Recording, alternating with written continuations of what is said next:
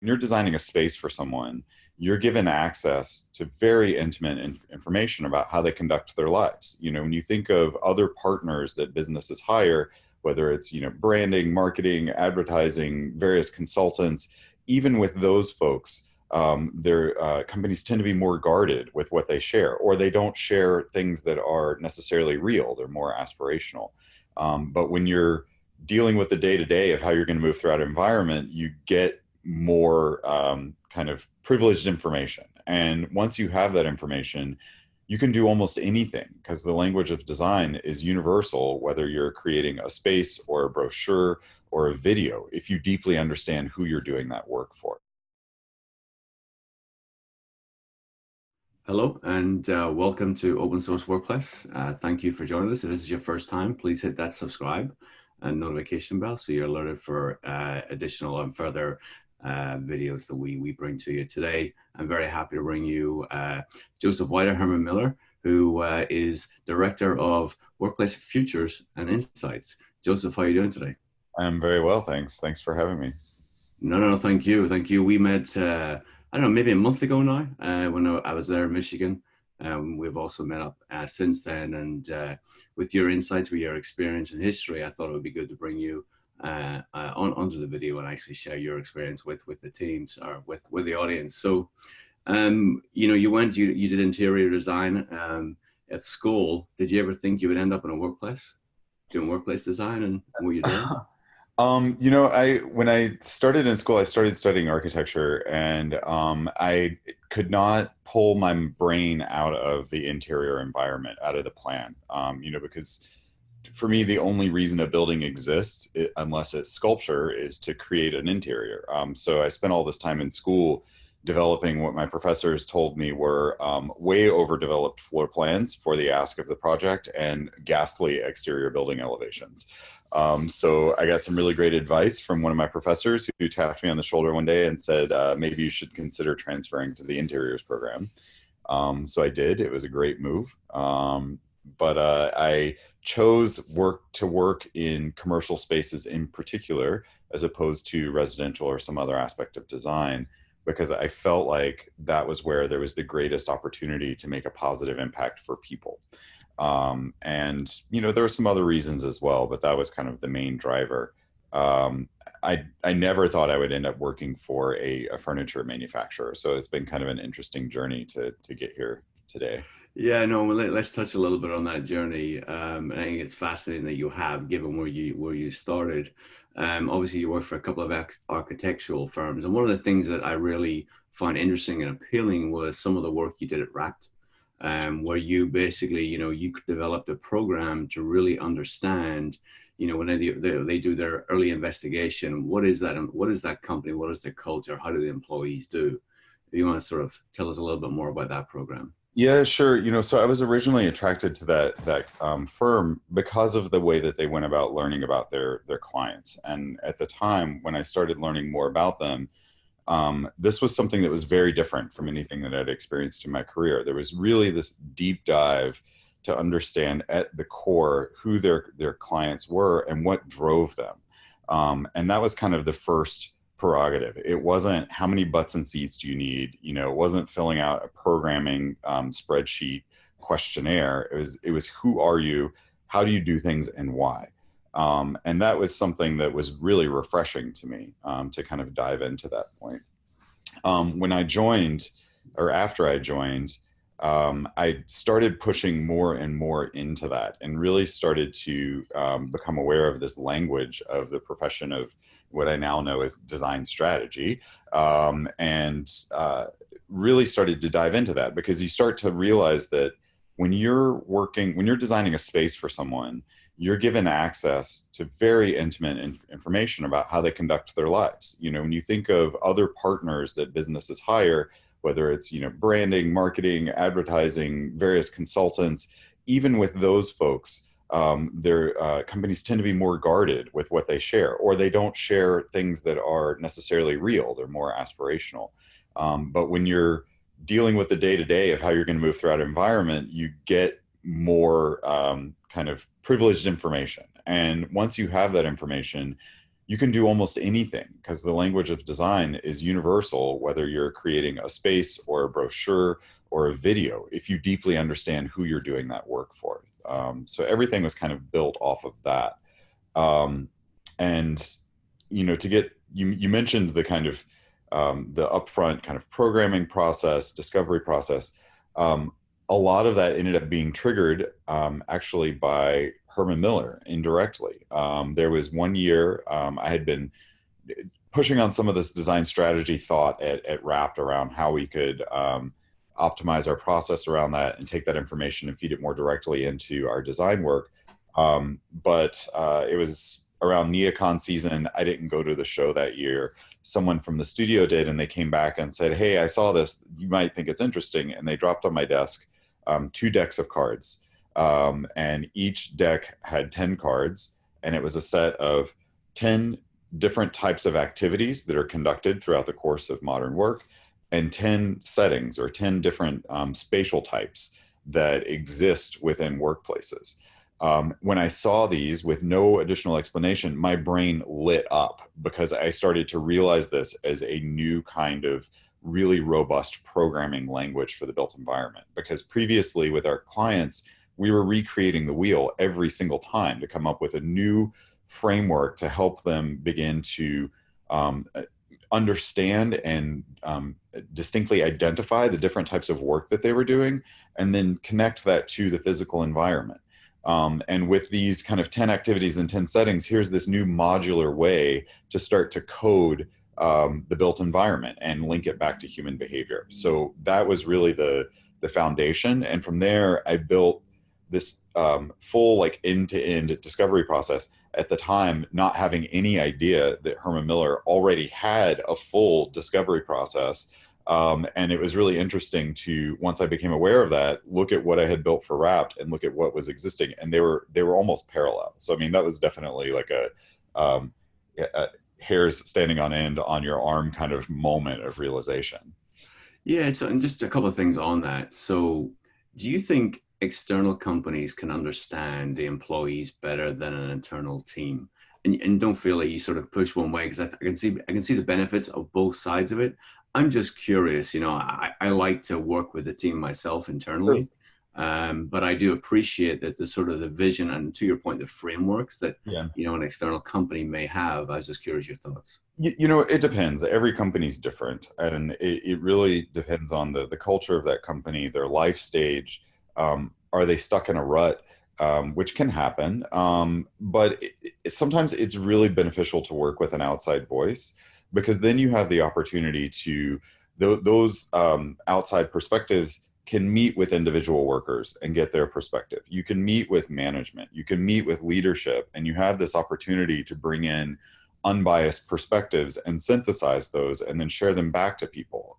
And that outside perspective can be really helpful because sometimes when you're in the course of business as an organization, uh, you're so close to the work, it can be hard to see something that might be relatively obvious to someone Mm, else. Uh, yeah. so while I do think that it's critical that from the inside that those organizations really own their culture and the decisions that they're making, it can be really beneficial to have an outside perspective. Yeah. And do you think the main objective is when you're getting and you're designing and our companies are coming and engaging with you, is it a design that they're after or is it a change in culture? What's been your experience? Um, that's a really good question. Lots of times there's talk around change in culture, and I think that there is undue weighting on. Make no mistake about it, the built environment makes significant impact, but the environment cannot change your culture by itself. It just it can't. It can help or hinder certainly, but it can't do it alone. And so that's one of the key things around having these conversations with organizations is figuring out where are they and what ultimately is needed. There's this really useful framework that we've been working with at Herman Miller really for decades, but we've only recently just started to cleanly articulate it. And we refer to this as the experience of work. And it's a very simple Venn diagram with one circle being people, and this is who's doing the work or why and why. process, which is specifically what the work is, how it happens, and when, and then place, which is the physical environment where that work is happening and how those places are created. That is a really useful tool because for any single moment within the work experience, an individual worker experiences all three of those things, regardless of how well they've been designed to overlap. And more often than not, when there is discomfort or dissatisfaction with the work experience, it's because one of those circles has like pulled away, one or more, and the person's falling through the gap because they're not being supported by all three of those. I was sharing this information with someone in a presentation once, and this person raised her hand and she says, "Oh, that's really interesting. And I see your slide with those, three perfect circles overlapping perfectly. But in reality, it's probably more like looking into a petri dish where you've got these weird amoeba shapes that are floating all over each other." And she's absolutely right. And so going into these conversations with that kind of a mindset and saying, what is the real problem that we're trying to solve for? Where is the misalignment? Sometimes it's clearly within culture. Other times it can clearly be within place. And other times it can be within the work process itself. But by looking at those kind of three different layers, you can really start to understand where is the real issue? Where should we focus our attention? And within organizations, obviously using that framework, I suppose if you work in multiple locations, it varies dramatically, right? Given geography, culture within those different locations as well, right? Yeah, absolutely. It's an organization, a business, it like is a living organism, and it's not. It's like a real plant. It's not a fake plant, which I take extreme umbrage with whenever I see them. But it's a real plant, and if you take a plant that is thriving in one environment and you move it to a different room, say you've got it in your house, and you move it to a different room, it may go through a bit of a freak out period because it's kind of like, oh, what did you just do? You've like shifted all of the things that I need for life in terms of like light and temperature and all of those sorts of things. It's exactly the same with people moving from one environment to another. Yeah, yeah. So obviously you're wrapped. I just want to make sure we sort of cover that sort of bridge. And it's almost you've almost taken us there in a sense of what you were doing. It's almost you felt like Herman Miller had been doing this for a little bit longer. And just, I mean, I appreciate after visiting the knowledge and the resources and sort of everything that's within that organization, phenomenal company.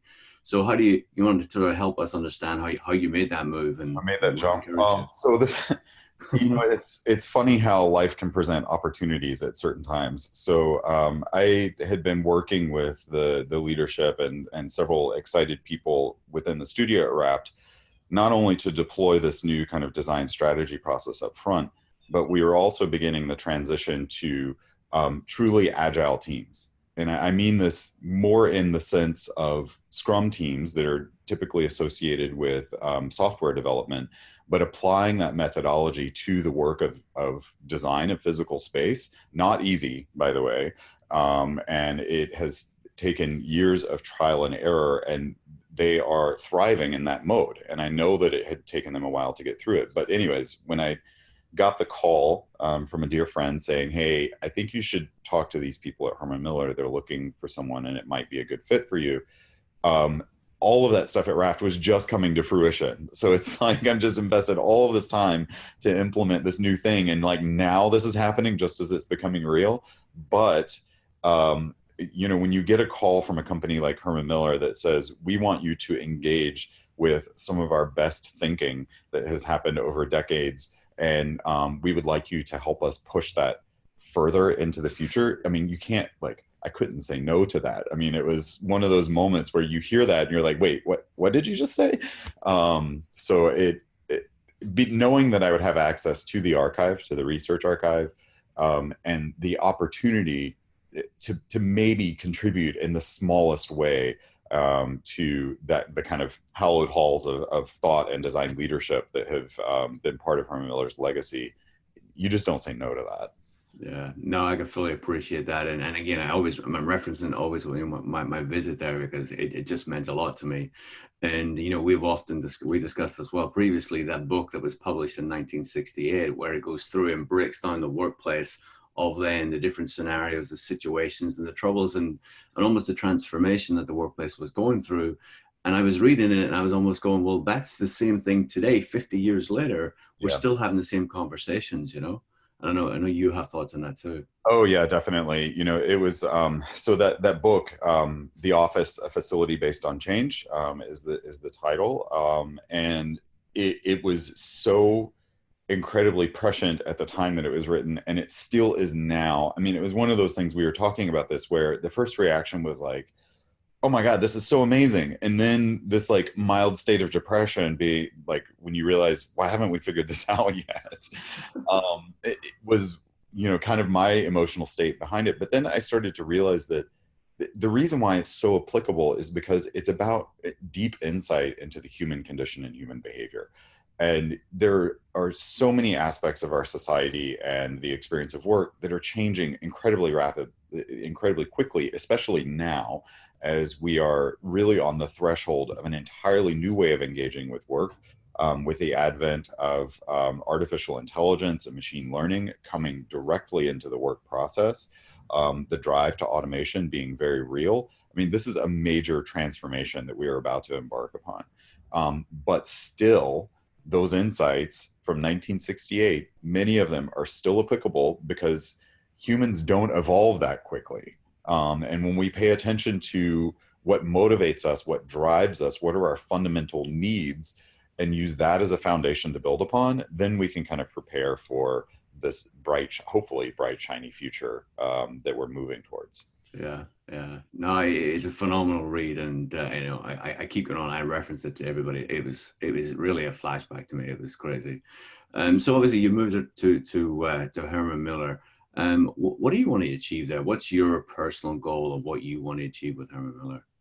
So it's and I still have the notebook where I started jotting things down right when I first got that call. And going back to why I got involved in commercial design and wanting to make a positive impact for people, I started to think about that impact at a different scale. Because while I adore Wrapped and the work that they do, they are still family to me in a lot of ways. I started to think of, well, how could the impact transition to a company like Herman Miller, which really has an international platform?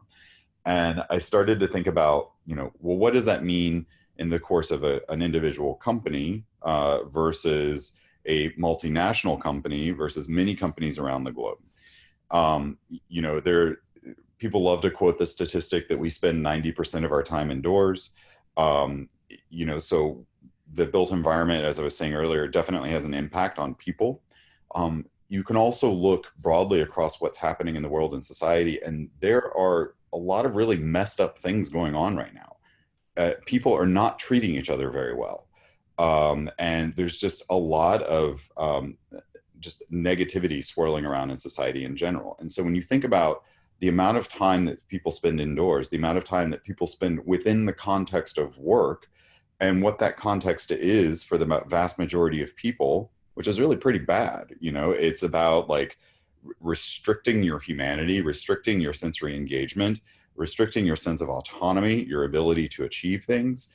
Is it any wonder that that spills over into life outside of work and the way that we treat each other as a society? So the thought that started to bubble up in my mind was, if you can create a more positive environment that it strengthens and supports people, that lifts them up, helps them achieve more, helps them help each other, and it becomes this positive reinforcing experience, will that spill over into society at large? So, I mean, I've had people say, that's like a very kind of Pollyanna view of the world, and maybe, but at the same time, I don't think that, I think it's worth trying, it's worth giving it a shot. Because I know how I've felt in moments in my career when I've found work to dive into that I felt incredibly rewarded by, and I felt a strong sense of fulfillment. And then I think about how that impacts my relationships throughout the rest of my life.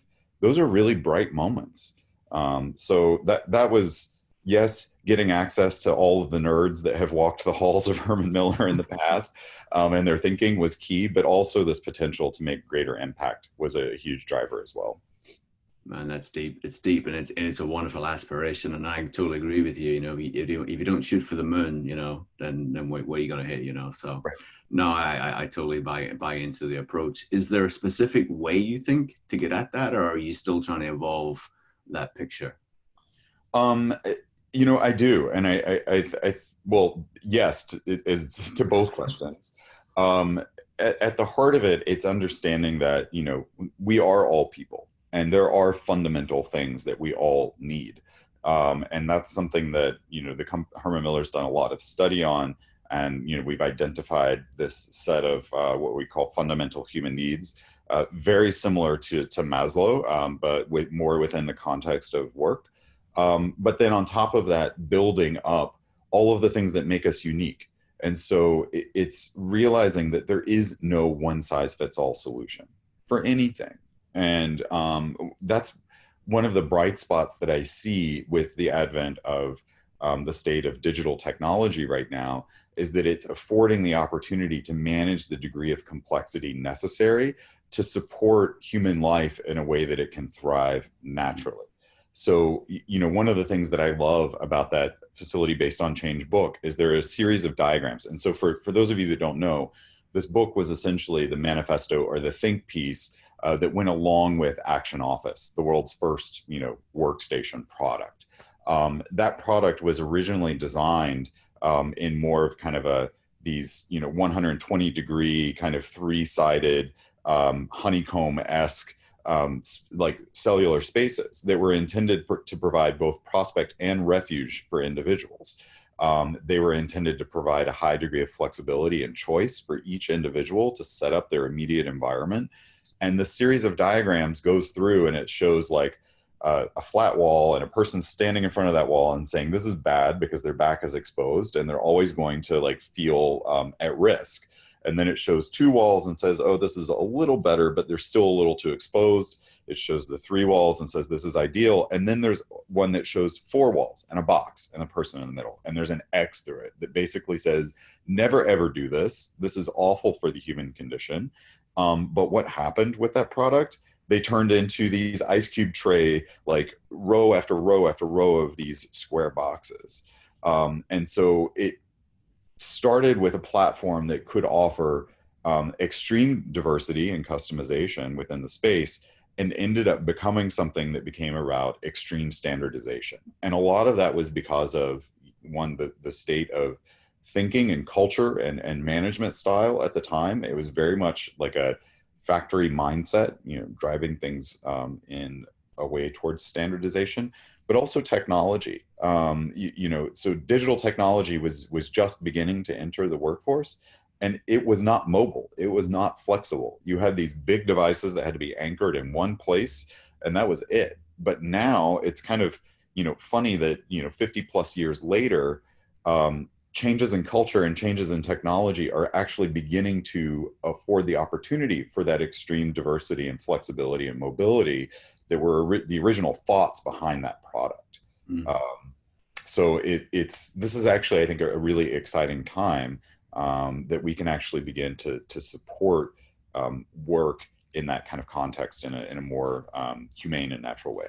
Yeah, as I say, it's just fascinating. 50 years later, the conversation, the sort of the spirit behind the conversation remains the same, even though the sort of infrastructure and going back to that place, right? That place will vary, and the technologies allowing us to sort of have that change.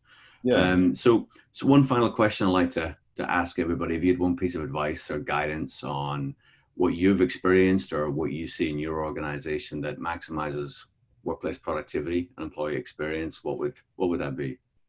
I want to give you two answers. Okay, that's all right. One that's more kind of experiential about kind of behavior, and then another that's about the physical environment. So the more kind of experiential one, there's a lot of talk out there, a lot of writing, a lot of thinking about purpose-driven workplaces, and this is very, very good. That's a really important thing. But the advice that I would have, one of the most impactful things that you can do as a company and as an individual, is to understand how your contributions or the contributions of your team uniquely help to the achievement of purpose. So it's, the first thing that an organization must do is clearly articulate their purpose. Then the leadership must do the thinking to understand how is everyone going to uniquely contribute. And when I say everyone, I mean kind of just different functional groups. Once it's defined at that level, individuals really need to start thinking about how can I uniquely contribute to this? And that's not always an easy question to answer. And sometimes it requires some soul searching, and it can lead you down some pretty great paths. Once you're able to do that, then you become part of a thriving, diverse organism of this organization. Everyone knows what the ultimate goal is and how they can uniquely contribute. So, in terms of impacting performance and employee engagement, that's very powerful. But it's a lot of kind of introspection to get there. The physical environment. So, my kind of canary in the coal mine test, if you will, whenever I go into a space to make an assessment on how well I think it's designed, is to look at the transition spaces. How are the divisions between different functional environments treated? So if you're moving from an environment that is designed for a lot of communication, connecting with others, a very social type of environment, to one that is more geared towards focus and contemplation, what is the boundary between those two? What is the condition? How are you sending signals to the brain that says, here it's bright and expressive, and here it's a little more quiet and focused? And you can use the environment to start to send those signals. But when you see a space where the transition spaces have been thought about, that's an indication that they've really thought about the spaces on either side as well. And that's kind of a telltale sign of an amazingly designed environment. No, man, that's and it's sort of like I'm processing what you're saying, and like, is there? I know you've given a tip, but is there something you find ideal in a sense of how you take someone and how you allow them to transition easily, Yeah. without any sort of change in their sort of an environment, really? I mentioned it kind of in passing earlier, but and fortunately, we're starting to see a lot more communication around this. A lot is coming out around kind of neuroscience and using science to. And I have to tribute Ivy Ross. She's the head of hardware design for Google, who put it in this totally pithy line of saying that neuroscience is proving what designers have known all along. So there's this something that that as designers we can do intuitively, and it's about creating variation in sensory experience. So when you think of the built environment, typically things are very, very static. You've got uniform lighting levels, uniform temperature, still air. That is like so not natural. That those are not like places where life thrives. So when I talk about designing these transition spaces, you should be able to feel intuitively and deeply when you're in one environment, it should feel one way. As you move into a transition, it's preparing you to think about the next one. And when you get into the other one, it's completely different. And creating that contrast is really important. So you can do this through the use of color, light levels, materiality. So you can go from things that are glossy to things that are matte. You can go from things that are dim to things that are bright, things that are cool temperatures to warm temperatures. And all of that creates some of this sensory variation that we get in the natural world, but often not in the physical environment. No, that's great, man. That's great. I really appreciate your insights into that. So we're gonna wrap it up. Did you want to say something that you're about to? No, it's just the doorbell was ringing, so it's like right Okay, fair enough. There we go. Perfect. All right. Well, like Joseph, thank you. I appreciate your time, and Thank you so we'll talk much. soon. Thank you. Yeah, have a great day. Thanks.